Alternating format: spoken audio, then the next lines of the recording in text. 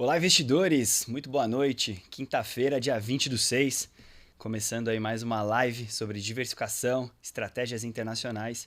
E hoje eu recebo um convidado especial. Ele estava um pouco sumido, confesso, mas hoje num convite ilustre eu recebo o Paulo Pedroso, fundador da Aliar, nosso sócio aqui. Paulo, bem-vindo, obrigado aí pelo seu tempo. Que isso, Guilherme. Obrigado a você aí pelo bate-papo. Vamos falar aí de um tema extremamente importante que está em voga, que é a diversificação internacional, né? A gente tem passado aí por muitas turbulências aqui no país e constantemente a gente vê, tanto nas mídias sociais, né, na internet, mas não só isso, os clientes principalmente perguntam bastante ali sobre outras oportunidades para não ficar com todos os ovos aqui na mesma cesta, né? Perfeito, é isso. Paulo, acho que antes da gente começar a falar um pouco sobre diversificação de portfólio, a gente tem que dar alguns passos atrás e, obviamente, falar um pouco sobre cenário econômico aqui no Brasil. A gente começa janeiro com otimismo talvez um pouco exacerbado. Bolsa vai para 140 mil pontos, o dólar abaixo de 5, era um pouco daquela euforia e aquela expectativa que a gente tivesse cortes na taxa de juros americana já no primeiro trimestre.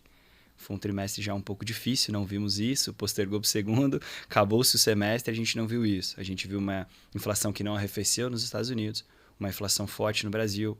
Obviamente tivemos alguns cases específicos, como a catástrofe no Rio Grande do Sul. Isso ajudou também a pôr peso na inflação, mas muito desse dólar forte no Brasil a gente viu devido ao cenário externo, né? Então, alguns clientes, né, mandaram pergunta para a gente aí ao longo da semana com algumas dúvidas, mas acho que antes da gente começar a falar disso, é falar um pouco assim, qual que é o sentimento, bem breve mesmo, de um resumão desse primeiro semestre do Brasil, quando a gente fala dessa parte econômica, né, que a gente sai de $1 em janeiro a 4,80, chegamos a bater 5,44 na semana passada, hoje 5,45, ou seja, a gente teve uma espechada grande aí no dólar. Acho que o principal ponto, Guilherme, esse semestre ele foi pautado por uma grande incerteza. A gente é reconhecido como um país das incertezas, mas esse primeiro semestre a gente vê um governo que ele não está tão criterioso em relação aos gastos públicos, principalmente ao teto de gastos. Então isso faz, principalmente olhando para o cenário externo e com viés para o Brasil, a gente vê que o país ele se torna pouco sério. Então, em comparação aos pares, Colômbia, enfim, a gente olha para a Argentina aí também, que passou por um momento extremamente turbulento, mas que está sendo corrigido, principalmente porque quando a gente olha a economia, a gente tem que reduzir gastos. E não é o que acontece aqui. Então, o governo atual, ele falou muito em manter o teto de gastos, o alvo que a gente tinha ali, não está acontecendo, os gastos eles permanecem em ascensão. E quando isso acontece, todos os indicadores ali do país, eles acabam sendo afetados. Então você tem dólar para cima, óbvio que não só exclusivamente por causa desse motivo, mas a gente tem vários países em guerra, você tem Ucrânia, você tem Ásia ali em conflito direto, né? E isso tudo virou uma tempestade perfeita para você conseguir, para você ter problemas internos aqui domésticos. Exato. Acho que quando a gente faz esse mix de acontecimentos que teve no Brasil e a gente soma os acontecimentos internacionais, a gente talvez divide em alguns cenários, né? A gente vê uma apreensão muito grande do investidor nacional, doméstico, né? Naquela dúvida de remeto dinheiro para fora, aproveito as boas taxas, ainda temos boas taxas aqui, curvas de juros estressada. E a gente tem também aquele sentimento de a pessoa, pô, acho que eu fiquei de fora desse movimento. Aonde que eu perdi? Será que eu me protegi? O que eu faço? A gente sabe que no mundo, quando tem esse exagero, esse estresse, a gente tem aquele famoso flight quality, a gente voa para o que é mais seguro, a gente voa para a moeda segura, que é o dólar. E quando a gente compara isso no Brasil, a gente viu hoje que a gente é a pior moeda dos emergentes. A gente só perde para a Rússia, que está em guerra. Então a gente é a pior moeda do mundo ultimamente. Então a gente vê que tem um mix ali de clientes que ficam com aquele sentimento. Ainda dá tempo, não dá. Só que eu acho que antes da gente falar um pouco se é o momento ou se não é, eu queria que você falasse um pouco assim, qual que é o papel de uma diversificação de fato em dólar ou internacional na conta de um cliente hoje? Qual que é a real necessidade para que você antecipe, se proteja desses momentos, se é necessário, se não é, se é luxo? Porque a gente vê muito isso na mídia social, né? A gente vê um momento de cripto e todo mundo tem que ter cripto. Momento de bolsa, todo mundo tem que ter bolsa. Só que o momento de dólar sempre existiu. Talvez algumas pessoas aproveitaram a ida, outros não, só que sempre existiu essa proteção em dólar. E muitos clientes me perguntam, Guilherme, é necessário mesmo eu ter proteção em dólar? Porque tem muita taxa no Brasil, tem muita coisa acontecendo aqui. Eu preciso de fato ter uma diversificação em dólar? Acho que um ponto importante a gente olhar para a história, né? Quando a gente vê o início do Plano Real em 94, a gente tem na época tinha uma hiperinflação ainda aqui que o governo ele utilizava todas as ferramentas possíveis para conseguir segurar isso. E o câmbio era uma dessas ferramentas. Então, de 94 até mais ou menos 99, por incrível que pareça, o real era mais forte do que o dólar. Então, com o dólar você comprava ali em torno de 85 centavos de real. Então, óbvio que tinha uma intervenção cambial ali do governo muito forte, porque a gente estava no momento de hiperinflação. Passaram-se ali, a gente entrou no governo Lula em 2001, antes estava Fernando Henrique ali no finalzinho. Depois disso, o dólar superou, o governo, na verdade, ele parou de ter tanta intervenção cambial na moeda e depois disso é a realidade atual, né? O dólar disparou, a gente fechou hoje em 5,45 no dia de hoje e desde então você tem algumas oscilações, retorna, esses dias para trás, meses atrás ele estava em 4,85, 4,90 e já voltou de novo para casa dos 5,4. Então isso tudo voltado, nós estamos num país emergente, então quando você olha para a moeda forte, o dólar sempre existiu. Então, o real já é uma moeda muito mais recente, né? Então, ela sofre, de fato, muitas oscilações ao longo do tempo. Então, quando a gente olha para uma moeda forte, principalmente de acordo com o aspecto de portfólio, é sempre importante você ter um portfólio equilibrado. Então, existe um viés doméstico que não acontece só com o brasileiro, mas com o ser humano em si. Quando você olha a posição de fundos soberanos, de fundos de pensão, mas de carteira de investidores de todos os países, existe uma concentração de posição de ativos do próprio país. Então, quando é o americano, ele tem a maior parte das posições dos Estados Unidos. O brasileiro, normalmente, ele tem a maior parte das posições do portfólio em ativos brasileiros, porque é muito mais fácil você investir aquilo que você conhece. Então, o brasileiro, ele conhece a Vale, ele conhece a Petrobras, ele consegue fazer ali um crédito privado para um banco do Itaú, por exemplo, e são coisas conhecidas. Quando ele vai para investimentos nos Estados Unidos ou em outros países, ele passa a ter que estudar muito mais do que acontece ali.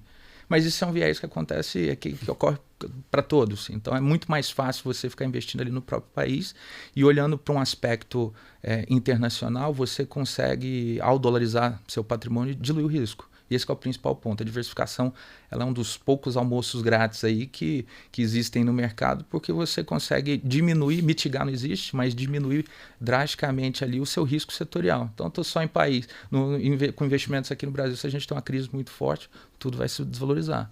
Você falou dois dados muito importantes que nem sei se todo mundo hoje tem conhecimento, né?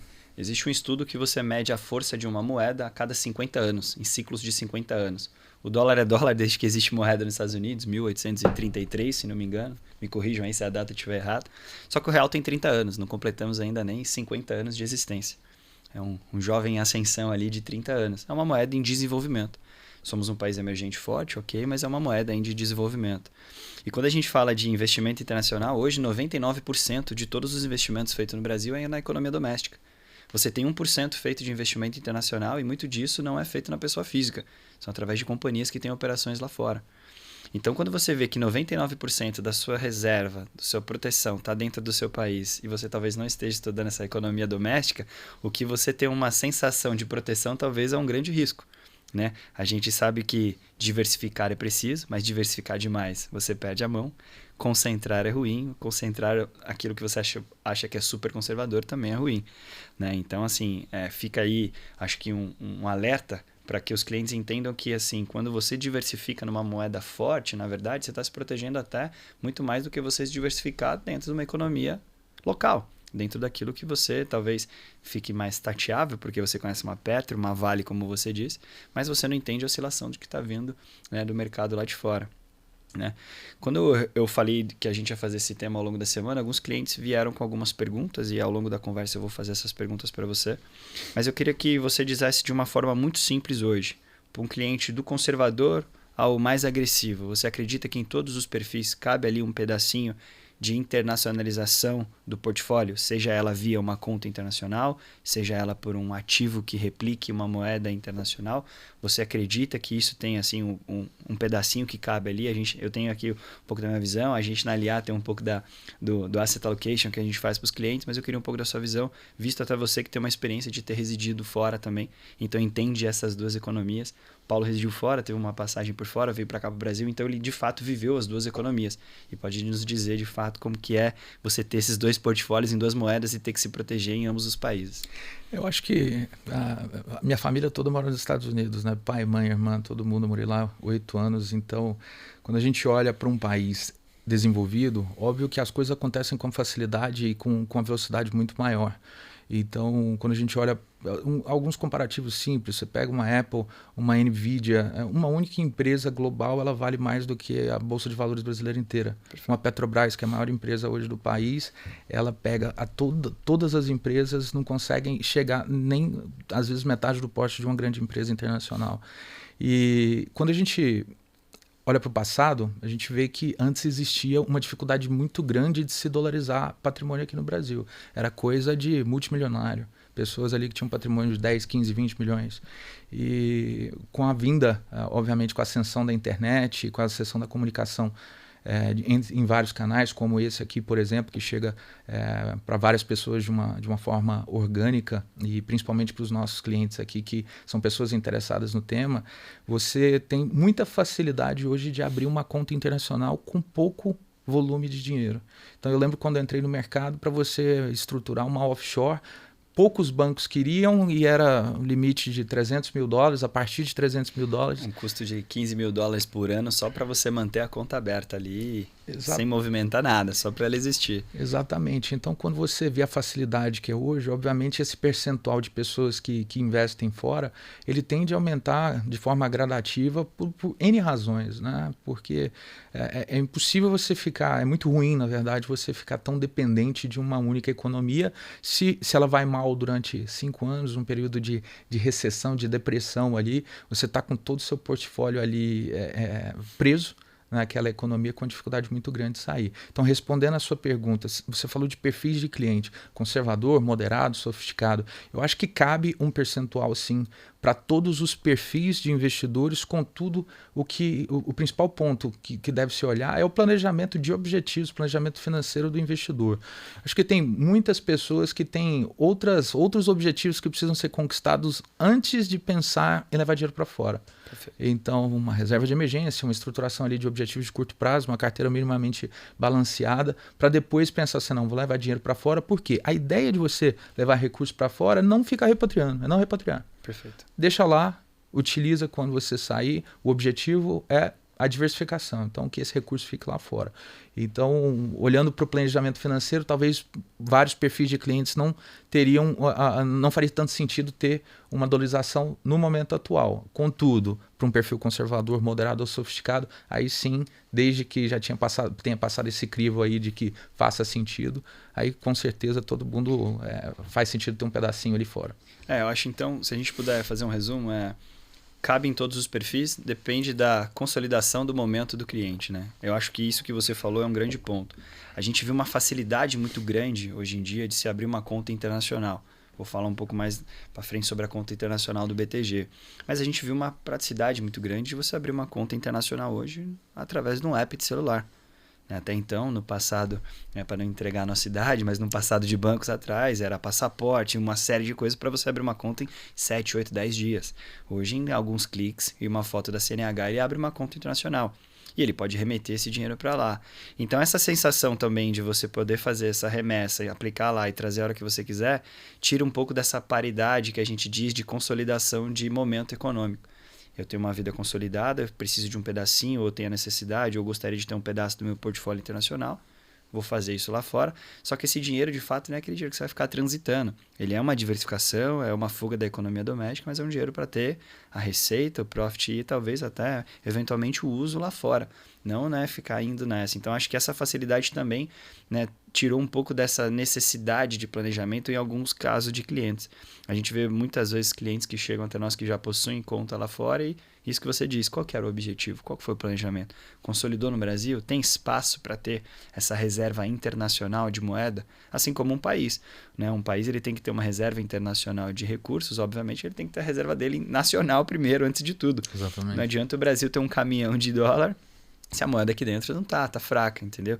Então é um pouco disso. Eu acho que se eu pudesse separar alguns pontos, acho que a primeira grande dica desse primeiro ponto cabe em todos os perfis, do conservador ao agressivo, sim, mas eu acho que o primeiro ponto qual que é o seu momento, qual que é a sua maturidade financeira nesse momento.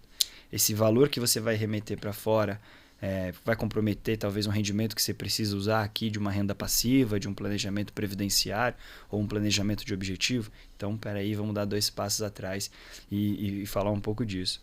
Esse é o ponto, assim, o investidor ele estruturou uma reserva de emergência, a gente está falando para muitas pessoas, não só aquele grande investidor, mas o médio, o pequeno também.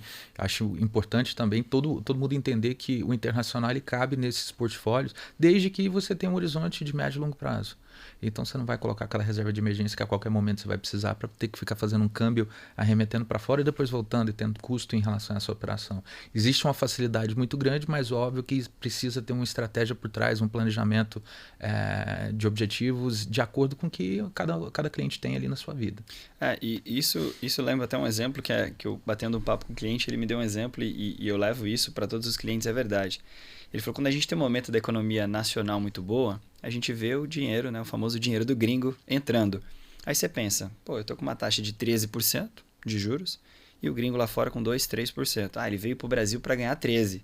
Só que quando ele devolve para lá, divide por 5, ele voltou num volume talvez maior do que a economia real dele em percentual, mas ainda um volume menor. E o brasileiro tem muito disso. Eu vou mandar 4,80 a 5, quando o dólar bater 6, eu trago de volta e esse é o meu ganho. E não é isso. Você não está aqui fazendo disparidade de moeda. Eu vou mandar X ou Y. Porque você investe em dólar, ganha em dólar, tem que pensar em dólar. Você traz para o real, investe em real, tem que pensar em real. E a gente vê um pouco do cliente querendo fazer esse trade da moeda, né? Vou mandar 4 a 5 e não é bem por aí que a gente costuma tratar. Acho que isso que você falou é a grande chave da questão. Qual que é o seu momento de vida? Onde que a gente, né, que momento você está para que de fato faça sentido uma diversificação? Diversificação faz sentido a todos? Sim, mas qual que é o seu momento de vida para que isso seja feito da melhor forma possível? Esse é o ponto, né? A gente fala muito de contas internacionais pensando somente em mercado financeiro. Então, tem muitos clientes que eles estruturam uma offshore, óbvio que é uma estrutura mais rebuscada para comprar imóveis lá fora. Então, a gente está falando do pequeno que pode mandar ali um volume pequeno para comprar algumas ações, ou eventualmente, antigamente só tinha as ações para serem aplicadas lá nos Estados Unidos. Hoje você tem acesso a infinidade de produtos, ETFs de renda fixa. Então, quando a gente aproveita um momento como esse, que a gente tem um estresse na curva de juros aqui no Brasil e lá fora também, é um momento muito oportuno para você ir travando boas taxas ali, participando do ganho lá fora de uma taxa de juros que ao longo do tempo que eu morei lá não existia, era como você falou, era um juro muito baixo, 2%, 1%, e que hoje você tem a oportunidade de buscar 6%, 7% mais dólar, mais a variação do dólar, que você pensar há 14 anos, 15 anos atrás, o dólar era negociado a 1,80, hoje fechou em 5,45. Essa é a variação mais os 6% que você tem ao ano. Então você tem algumas boas oportunidades fora de risco, que é a renda variável, né, que são os REITs ali, que são equiparados aos fundos imobiliários aqui, ou as ações também, que tem infinidade de oportunidades e opções lá também. Isso que você disse da rentabilidade é um ponto bacana que eu queria gastar uns minutinhos aqui. O brasileiro se acostumou a ter grandes retornos, né? A gente viveu épocas aí de Selic a 28. Exato. Né? Então, você colocava assim, para quem é mais novo e está acompanhando a gente, era o famoso CDB rendendo 28% no ano. Né? Aí você falava, meu Deus, isso era ótimo. Não, mas peraí, o custo estava diferente também, a inflação era outra. E lá fora é uma cabeça diferente. Né? A gente vê, por exemplo, que todos os perfis lá fora de investimento têm ações, por exemplo. No Brasil é algo que nem todo mundo tem ações. A gente tem 4 milhões e meio de CPFs na bolsa. Né? E se a gente for fazer uma paridade, tem 7 milhões de gente que joga no joguinho de apostas, mas não compra ações. E lá fora já é diferente. A gente tem um público muito voltado em ações, por exemplo. Só que o investidor lá fora, ele entende um pouco dessa questão, ele tem esse sentimento, obviamente, por ter nascido nessa economia, que esses retornos são um pouco diferentes. Né? Ele prefere ter um título público que há 5 anos atrás rendia 1,25, 1,5 ao ano, e para ele está tranquilo. Porque é uma moeda forte, é um título forte, e esse retorno para mim tá ok.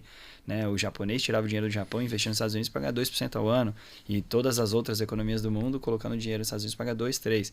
E o brasileiro muitas vezes ele fica com isso na cabeça. Mas eu tenho 13 na economia real, eu tenho IPCA mais 7, mais 8, isento de imposto. Lá eu vou ganhar 2, 3, 4. Só que você tem que pensar, né, um pouco com a cabeça da economia de lá, que são retornos. Né? Por isso que acho que esse conteúdo veio tão à voga nesse momento, porque a todo momento, o brasileiro que até então estava um pouco omisso, tá vendo todo mundo falando, pô, mas 5%, 5,5% é o juros dos Estados Unidos. 5,5%. Aí todo mundo tá falando, pô, mas peraí, 5,5% não é pouco? O cliente falou para mim, eu falei, não, isso é historicamente muito alto, é a maior taxa de juros nos últimos 40 anos. E aí ele me falou assim, Guilherme, 5% ao ano em dólar, para eles é incrível. Eu falei, essa é a diferença talvez de um país desenvolvido, né? Essa prêmio, retorno e qualidade, custo e oportunidade que é um pouco diferente aqui no Brasil. Olhando para o histórico, eu acho que, em razão da internet, novamente, a gente tem que tirar um pouco de lado o sentimento de clubismo, né, de torcida. Não existe oportunidades 880. Ou eu pego um IPCA mais 6, que hoje também a gente vê o pessoal falando que é o suprassumo do mercado, ou dólar mais 6, ou então CDI, enfim, são janelas. Então, quando a gente vê muitas pessoas falando que IPCA mais 6 é a melhor oportunidade da história, porque o título para a NTNB longa está pagando isso, você percebe que é muito mais as pessoas repetindo constantemente o que elas estão ouvindo na internet, ou então de pessoas, de influenciadores ali, sem ter a real noção de estudo do que aconteceu no passado. Então, se a gente vai olhar, consegue fazer um comparativo aí de janela de tempo, o IPCA mais 6 isento de imposto de renda, que vai equivaler ali a um título público de IPCA mais 8, de forma a grosso modo aqui, normalmente ele tem batido nas janelas dos últimos 10 anos quase todos os ativos, com exceção a dólar mais 6. Então, é uma oportunidade muito clara quando você busca ativos isentos, até porque o título público você tem que abater o imposto ali da parte de inflação, né? Então, não é 6% real que você está recebendo, você vai descontar o imposto ali dos 6%, mas também do carrego da inflação, que o governo é seu sócio. Então, quando você tem a oportunidade de diversificar, não precisa colocar 8,80, vou pôr tudo em dólar, ou vou pôr tudo em PCA mais 6, ou eu vou pôr tudo que eu puder aqui em outro tipo de oportunidade de imóveis. Diversifica. Ninguém, não é crime diversificar. Então, se você tem a oportunidade para poder fazer uma diversificação, uma moeda forte, faça. De acordo com o seu planejamento, dentro ali daqueles objetivos de médio e longo prazo, faça isso, mas também tem o IPCA mais 6, também tenha outros ativos, percentual em CDI, obviamente, sempre tem que ter, até porque aqui é um país de juros altos, como você disse. Então, a oportunidade do rentismo aqui, ela sempre vai ser maior do que várias outras oportunidades que surgem, como, por exemplo, em várias janelas, a gente vê o índice Ibovespa, ele perde para todos esses índices aqui que a gente vem falando. Então, a Bolsa de Valores, ela tem boas oportunidades no Brasil, mas você tem que fazer um stock picking. Se você pegar a média na sexta ali do Ibovespa, você vai perder, em alguns casos, de janela ali até para poupança. Senão a gente vai ficar ouvindo que a Bolsa está barata faz 4 anos. Né? Faz 4 anos que a Bolsa está barata e parece que é repetitivo, embora que na conta está barata, mas na realidade a gente não está vendo. E quando a gente fala em internacionalização de portfólio, obviamente a gente fala muito de dólar, mas o que eu quero deixar aqui claro e aberto é que internacionalizar portfólio não é somente ser dólar. Eu acho que você ter uma conta internacional, ter posições internacionais, abre um leque muito grande. Então, vão existir momentos, óbvio, a gente está no momento de eleições nos Estados Unidos, onde o dólar, né, está muito forte perante as moedas dos países emergentes, principalmente o real. Você sabe que em ano de eleições americana, o dólar tende a ter um retorno ali de 11,70, 11,5 de retorno. Historicamente, em época de... Você tem uma série de dados e está tudo certo. Isso a gente falando de dólar. Mas quando a gente fala de internacionalização de conta, nos abre o leque para poder comprar um título de crédito de um país europeu, de uma cesta de moedas lá fora, ou talvez um fundo que investe em tecnologia na Índia, ou desenvolvimento de chip no Taiwan, que muitas vezes esse tipo de acesso a essas aplicações fica um pouco restrito no Brasil, muitas vezes a um investidor profissional, a um investidor qualificado ou ultra qualificado. Então acho que a conta internacional também não é só o dólar, mas é abrir de fato a nossa cabeça para você acessar o mundo. Né? Você começa a acessar o mundo. E aí, você acessar esse mundo tem o risco de você ver muitas vontades na vitrine. Mas será que todas essas vontades na vitrine servem para o seu portfólio? Fazem parte disso para você? Isso tem o tamanho também, né, das oportunidades. Quando a gente olha, de novo, tem várias empresas brasileiras que têm ADRs, né, sendo negociadas nos Estados Unidos e fazem emissões de crédito por lá. A JBS, que é a maior empresa de proteína animal do mundo, que é brasileira, ela tem crédito privado sendo negociado nos Estados Unidos em torno de dólar mais 7, dólar mais 7,5. Só que existem, para nós, a JBS ela é muito grande, porque, óbvio, é uma das maiores empresas aqui do país. Mas olhando para os Estados Unidos, as oportunidades que tem lá, existem uma infinidade de empresas muito maiores do que a JBS, com disposição de portfólio e produtos ali à disposição do investidor. Então você tem uma cesta de oportunidades que você consegue diversificar muito mais com empresas com a bagagem e com resultado muito maior do que a gente tem no mercado doméstico. Você tem grandes. Você falou da JBS, mas a gente pega case, por exemplo, Itaú tem às vezes bonds que são títulos de dívida perpétuo lá fora. Então, e só contando um case aqui, eu gosto sempre de contar cases, eu já cheguei a atender alguns clientes que falaram, Guilherme, eu tenho um portfólio internacional, você pode me ajudar aqui, eu quero rever, quero fazer aquela transferência para vocês. Eu falei, pô, legal. E quando eu fui ver, era bonde do Itaú, Banco do Brasil, JBS, Vale. Aí eu falei, pô, peraí, são as mesmas empresas que tem aqui no Brasil, aí você comprou elas lá fora. Ah, mas tá em dólar, né, Guilherme? Eu falei, mas o risco é aqui. Exatamente. Né? O risco está aqui também no seu país, principalmente numa Petrobras, que tem uma intervenção do governo. Ela está em dólar, mas talvez a gestão aqui tem muita interferência. Então, quando a gente começa a fazer essa diversificação, de fato, a gente tem que abrir a cabeça. Eu acho que é um tema muito importante diversificar o portfólio. Né? A gente fala muito de dólar, obviamente, mas existe uma imensa e vasta prateleira de produtos que a gente pode fazer. Né? Aproveitando aqui para dizer, hoje o BTG e os clientes nossos, os clientes da LA Investimentos, têm a oportunidade de ter uma conta internacional através do aplicativo. Então, como você disse no começo da live aqui, é muito fácil você ter uma conta internacional. Eu acho que assim, a facilidade para você ter uma conta internacional gera também umas pegadinhas, né? Você tem facilidade hoje de comprar uma ação na bolsa, por isso que tem tanta gente vendendo curso de em 30 dias você vira o mestre da bolsa. Multimilionário. Então você tem a facilidade hoje de abrir uma conta internacional. Você pode abrir com 2 cliques, é uma conta que você vai ter um cartão de débito para utilizar lá fora, você vai ter ganhos lá fora, mas você também tem que ter, né, tem que ter um pouco de educação financeira, o estudo como isso vai ser feito, né? Por isso, né, parece repetido, né? A gente falou isso na última live que eu tive aqui com o Gabriel Magalhães, mas tudo isso faz parte de um planejamento financeiro, um planejamento previdenciário. O dólar vai fazer sentido? Sim, mas talvez, dependendo do seu momento de vida, tem que ser euro. Talvez você tenha, na sua cabeça, você está pensando em mudar para a Europa e não para os Estados Unidos. Então, por que não talvez fazer um portfólio de uma economia que você está pensando em migrar para você sentir como que é retorno, taxa de juros e tudo mais? A gente tem alguns cases assim, de clientes que não estão, por exemplo, querendo Estados Unidos, estão querendo Europa. A gente vê uma migração muito grande de brasileiros para Portugal e alguns países da Europa. E eles muitas vezes me questionam, Guilherme, internacionalização é sempre dólar, mas eu tô em Lisboa. E aí, eu quero sentir um pouco da economia daqui. Quero ver qual que é essa rentabilidade daqui. Então, acho que a internacionalização tem também esse alerta ali ligado, porque você tem que também saber um pouco dali onde você está pisando. O fato é que no final do dia, o investidor ele quer crescer patrimônio. Exato. Então, é buscar uma maximização de resultado, de rentabilidade, de retorno financeiro com o mínimo de risco possível. Então você tem que ir ajustando isso aos riscos que você está correndo. Você está correndo muito risco, necessariamente você precisa ajustar ali e ter uma rentabilidade maior do que você teria em oportunidades mais conservadoras. Então, quando a gente olha para as oportunidades que a gente tem fora hoje do país, você olha também até para a questão do judiciário dos países, por exemplo. A gente tem a CVM, que é um órgão regulador aqui dos valores imobiliários no Brasil, você tem a SEC nos Estados Unidos, alguns problemas no mercado financeiro de crédito já aconteceram aqui no país que acabaram que no jurídico, no judiciário brasileiro acabaram não resultando em nada.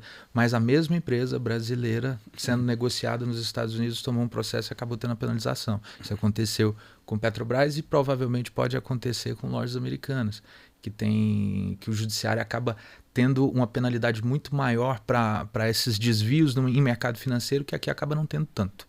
Então, de novo, tem oportunidade para todo lado. Acho que a diversificação ela é bem importante para todos os investidores.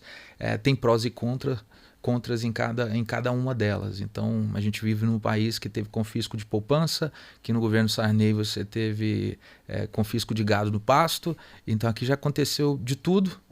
Óbvio que a gente melhorou bastante, principalmente aqui em relação às leis, de fato ali toda a estrutura governamental, mas ainda tem muito para evoluir. E quando você direciona parte do seu patrimônio para um país desenvolvido, obviamente você está buscando segurança não só para si, mas para sua família, para seus herdeiros, enfim, para todo aquele ecossistema que você vive. Paulo, bem, acho que a gente tentou dar um resumo, mas acho que não tem como a gente não falar, né? Não vou falar quanto que vai dar o dólar, né? Porque a gente pode falar, entre 5,40 e 6, tá ali, estamos dentro. Mas eu acho que a gente, né, estamos já no meio do segundo semestre aí, finalizamos o primeiro semestre, entrando no segundo. Eu acho que o sentimento para o brasileiro ainda é o dólar a 5,45 e pode mais. A gente teve o ápice do dólar talvez na pandemia, aí nessas últimas janelas, a 5,90. Só que a gente tem ainda um cenário nacional ainda muito incerto. A gente vê divulgação de notícias a todo momento que atrapalham o desenrolar da bolsa, a gente vê lá fora pressionando a inflação, economia lá fora aquecida, o consumo, a inflação não faz um arrefecimento. A gente tem uma sopa ali, a gente tem o conteúdo cheio. Até 3 meses atrás era uma Selic de 9, agora 10,5, tem gente que fala que pode ter alta. A gente pode voltar, ano que vem já está um pouco incerto. A previsão do Focus é um dólar a 5,15 para o final do ano. A gente começa o ano a 5. Em muitos momentos a 4,95 falando ali. Então, assim, de modo muito breve, eu queria que você dissesse assim, né? Um cliente hoje que está no momento já de consolidação patrimonial, entende que faz parte dele, né, querer essa vontade ou faz parte de uma diversificação de alocação, e ele me pergunta sempre, Guilherme, mas eu vou esperar esse momento? Eu queria que você dissesse muito simples assim, espera o dólar, não espera o dólar, não tem esse momento, ainda a gente pode esperar mais para o próximo semestre. São muitos fatores, obviamente. O dólar é o que bate no economista, porque ele pode dar um paralelo gigante. O dólar vai daqui a aqui e está nesse meio. O dólar é o que deixa todo mundo humilde, nas suas previsões. Todo mundo fica humilde quando faz previsão de dólar. Mas assim, de forma muito simples, acho que a pergunta que a gente mais recebe, você também como faz gestão de grandes fortunas e recebe isso do cliente. Mas e aí, Paulo, perdi o bonde, não vou mais? Ou eu vou a 5,40 porque vai para 6? Ou eu espero de 5,45 vir para 5, aí eu mando. Então, assim, como você faria um resuminho aí para o próximo semestre? O que o cliente pode esperar para esse momento? Sim, dólar forte, mas assim, de oportunidades talvez para mim. Então, normalmente, quando a gente passa por um momento de estresse de curva de juros de dólar, como aconteceu agora, em tese, depois de um tempo ali, as coisas vão vendo que o mundo não está acabando e que o apocalipse não está acontecendo e as coisas vão voltando ao normal, como aconteceu com o dólar que bateu ali em pandemia 6 e voltou depois para 4,80. Então, o mercado todo ele acredita que o dólar deve finalizar o ano próximo ali dos 5,10, 5,15, como você falou.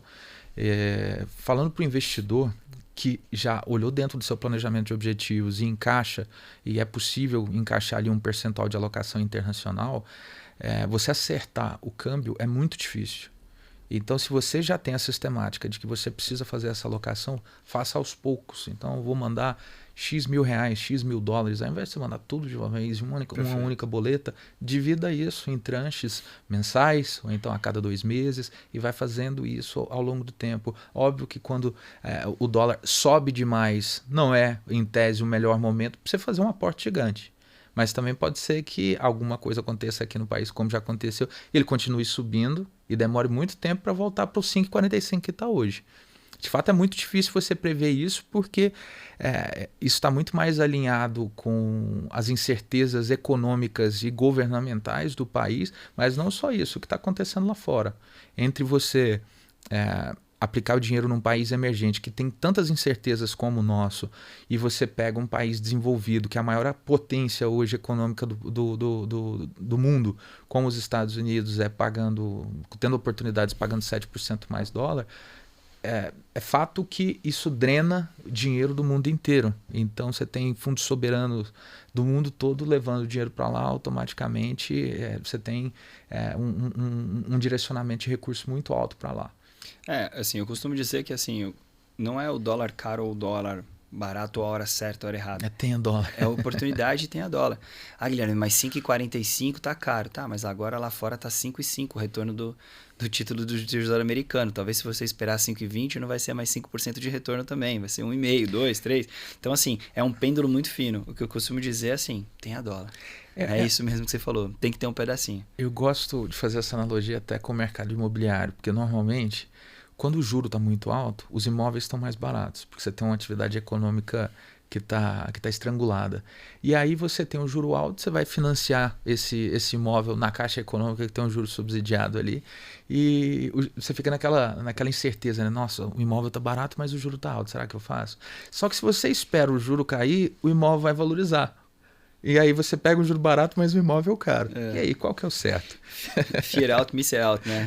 O medo de ficar fora, para onde eu vou? Exatamente. Aí eu falo assim, tá com medo de ficar fora? Tá com medo, né? Quem tá fora quer entrar, quem tá dentro quer sair? Dosa a mão. Aí, acho que a dica é essa, dosa a mão. Acho que um portfólio internacional, um portfólio diversificado internacionalmente faz sentido a todos. Não precisa ser de uma vez. Vá dosando, vá entendendo o momento econômico do seu país, do país para onde está indo. Eu acho que o recado que eu tenho para dar aqui, até para a gente concluir tudo isso, é muito mais importante do que você ter uma diversificação em dólar, é você ter um aconselhamento do seu planejamento financeiro. Eu acho que o dólar é dólar desde que muito antes da gente fazer o mercado financeiro. Exato. E ele não vai deixar de ser o dólar porque a gente está fazendo isso ou aquilo. Então o planejamento financeiro é muito importante para em que momento o dólar vai entrar na sua vida. Ter uma conta internacional em alguns momentos vai te ajudar e muito porque o Brasil está muito globalizado, o mundo está muito globalizado, todo mundo está viajando para fora, então talvez você vai fazer uma remessa porque você vai viajar e é legal você ter um cartão internacional para fazer uma aquisição, ou porque você já tem uma moradia lá fora e alugou e quer receber o aluguel na sua conta internacional, ou porque a sua empresa começou, mesmo que de forma pequena, mas está comprando alguma coisa em dólar lá fora, então essa internacionalização de portfólio, de cabeça, de banco, de gestão é necessário. Valor, quantidade, percentual, a gente discute ao longo do tempo. Você tem ainda outro ponto bem importante em relação ao profissional que está acompanhando o cliente, principalmente na Aliar Investimentos. A gente tem profissionais extremamente qualificados e engajados em traçar esse planejamento de objetivos para cada um dos nossos clientes, mas principalmente quando a gente pensa em investimentos fora do país, o que muda? O entendimento em relação aos custos que você teria com esse tipo de operação, com a tributação, que muita gente acaba deixando de fazer essa valorização porque não entende como que faria a tributação, como que faria a declaração disso no imposto de renda da pessoa física e, principalmente, a depender da idade daquele investidor ou até mesmo investidores mais novos, a parte sucessória, principalmente. Então, quando você tem um advisor, um aconselhamento de um profissional e que a gente fala que na Aliar nós somos um dos melhores aí do país, eu acho que traz uma segurança muito grande para o investidor, principalmente porque a gente olha a atividade do investidor no ângulo em 360 graus, né? Quais ativos escolher, qual momento, qual que é o objetivo que a gente precisa atingir, o que está vindo aqui de prós e contras, como que vai ser a tributação, a parte sucessória, isso tudo a gente faz. Acho que esse ponto é legal, né? A gente na Aliar, a gente consegue dar esse 360 de fato, né? Quando a gente fala que a gente atende families, full family office, é porque de fato a gente quer estar na sua família e entender o 360 para entender o momento, né? De que momento a gente vai fazer escolha de ativo, produtos, qual momento a gente vai internacionalizar e por que a gente vai internacionalizar. E antes disso tudo é a gente, né, poder proporcionar para o nosso cliente, primeiro, a segurança da operação que ele vai fazer. Acho que isso é um principal ponto. A gente vê muita malandragem nesse mercado para se mandar dinheiro para fora ou para fazer investimento fora. Então a gente está falando do BTG, o maior banco de investimentos da América Latina, que está te dando o respaldo de você ter uma conta internacional e a gente, de forma clara, limpa e ética, fazer todas essas operações. A gente tem todo o suporte na Aliar jurídico necessário para que, se você for fazer a abertura de uma companhia offshore lá fora, tudo isso será feito da melhor forma possível. Todo acompanhamento contábil e fiscal para que isso não tenha nenhum impacto, né, na sua vida. Então acho que vai muito além de você querer abrir uma conta e comprar alguma coisa, né, um ativo lá fora. É de fato entender todo esse momento, entender o momento do cliente. A gente dá toda a base de segurança, né? Porque uma coisa, talvez o cliente tenha aquele sentimento, se der errado eu vou bater lá na Jamel Cecília e vou falar com o Paulo. Mas e se der errado? Vai ter que ir no BTG Miami, lá na nossa sede, para reclamar. Né? Vai ter que ser assim. Então, assim, tem que ter essa confiança, né? Eu acho assim, muitas vezes o investidor brasileiro não confiou na Bolsa, por isso que não está na Bolsa. Então, eu tenho que confiar na Bolsa para entrar na Bolsa, tem que confiar no mercado e quem está vendendo ações e tudo mais. Então, ele tem que confiar no profissional para fazer um portfólio internacional, porque até essa conduta vai ser talvez um pouco mais distante para ele. Ele vai ter que, né, entender que ele deixou o portfólio dele fora do país e agora é diferente até se ele quiser fazer algo uma reclamação que seja, por exemplo, é um órgão internacional. Então, acho que na Aliar a gente preza muito por isso, né?